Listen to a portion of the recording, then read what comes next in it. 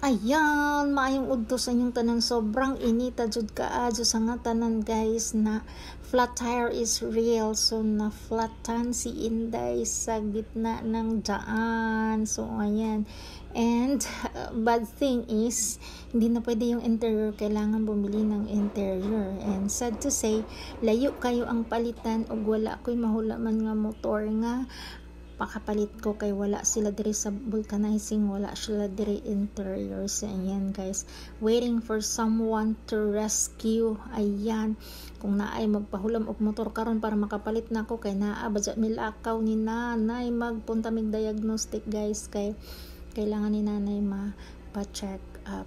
So since wala talaga tayo mahalaman na motor, kinausap ko na lang si kuya na kuya pangitain na lang yung pamatagi nga makadagan dyan na karon kay unya na kumapalit og interior pag makaagi ko dito sa bayan kay naagid ko lakaw karon ni nagulat sa ako. Ayan, eto na nga, nandito na kami sa Occidental Mindoro Laboratory. So ayan, dito sa bayan guys kasi kailangan ni nanay kuha yung kanyang x-ray because there's something wrong inside the baga. So ayan guys, and let's see kung anong result kasi after this we're going to diagnostic para ipabasa sa doctor. So I hope everything is okay and let's see mamaya.